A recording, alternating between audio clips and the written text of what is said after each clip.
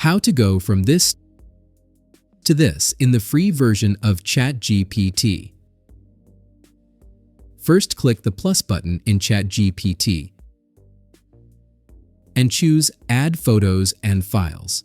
When it's loaded, you can enter a prompt that tells what to do with the image. For example, make a sharper and more stylish version of this image. Then click the arrow to execute this prompt. It may take a few minutes to see the result.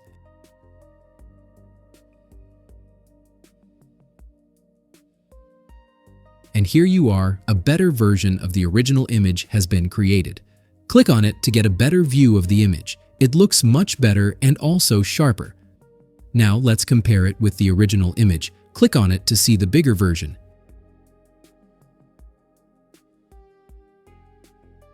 If you're happy with the new image, you can like it. And click this button to download it. For more interesting how-to videos, subscribe to this channel. Thanks.